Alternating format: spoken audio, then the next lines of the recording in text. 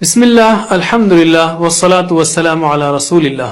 آؤ قرآن پڑھیں آسان طریقے سے تجوید کے ساتھ. سبق نمبر 44، چھپانا نون ساکینہ اور تنوین کو.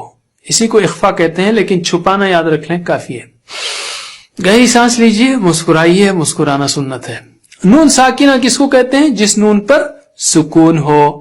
تنوین میں بھی نون ساکینہ چھپی ہوئی ہوتی ہے، جیسے با دو زبر بن اور با نون زبر بن ایک ہی بات ہے، بن بن وغیرہ. اور یہاں آپ دیکھ رہے ہیں دو زبر دو زیر دو پیش، تو دوسری زبر میں دوسرے زیر میں اور دوسرے پیش میں نون ساکینہ چھپ کر بیٹھا ہوا ہے. چونکہ دونوں میں آواز ان آتی ہے تو دونوں کے سیم قواعد ہیں اور یہ 4 ہیں. پہلا قاعدہ تھا بتانا، یعنی نون ساکینہ کے بعد مثلا ہو آئے جو حروف حلقی میں سے ایک ہے، حمزہ ہا عین ہا غین خا، یہ ہے نا، اس میں سے جو کوئی بھی ایک آئے تو من کہیں گے آپ تو ان کہیں گے تو آپ یہاں سے نکل رہا ہے، اور حمزہ ہا عین ہا غین خا حلق میں دونوں بہت دور ہیں تو بالکل کوئی مسئلہ نہیں ہے، ایسے ہی پڑھیے جیسا ہم پڑھتے ہی ہیں، کوئی اس میں نیا رول نہیں ہے. اور یہی رول تنوین کا بھی ہے، ٹھیک ہے، اور اس کو ہم نے پچھلے سبق میں دیکھا. تو اب ہم پڑھیں گے نون ساکینہ کو چھپانے کا قاعدہ.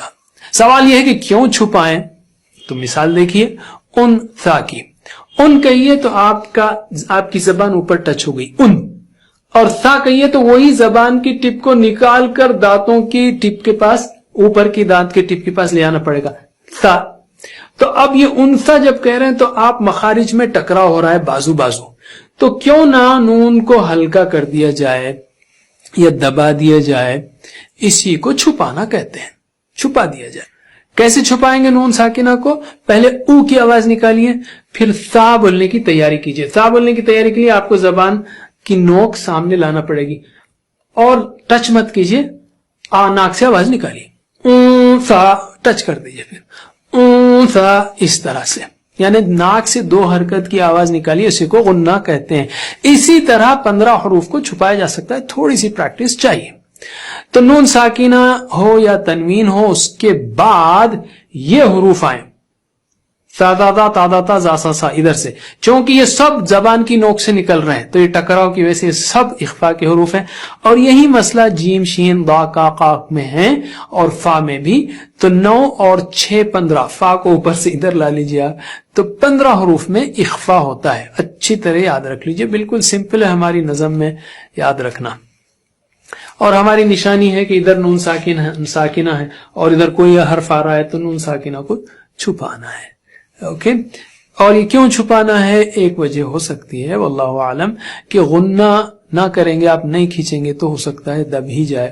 انثا اتھا، تو انثا، تو آپ کو کلیئر معلوم ہے کہ وہاں پہ نون ساکینہ بیٹھا ہوا ہے. واللہ عالم. اب ہم پریکٹس کرتے ہیں ان 15 حروف کی فا کے ساتھ جن پر اخفا ہوتا ہے. انفا انفا.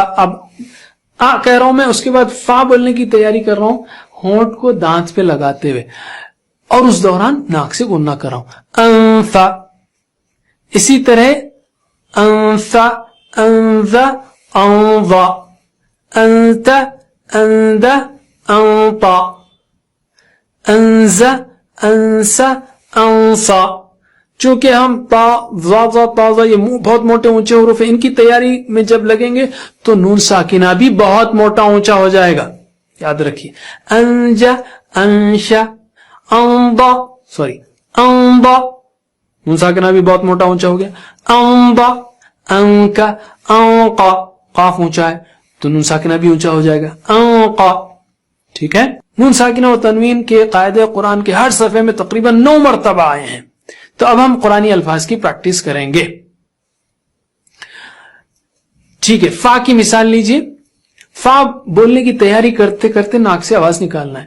انفسہم انفسہم من فضلہ خالدا فیہا خالدا فیہا. اسی طرح بقیہ حروف کی پریکٹس ہم اس سبق کے دوسرے حصے میں کرتے ہیں. انشاءاللہ آپ سے ملاقات ہوگی. والسلام علیکم ورحمۃ اللہ.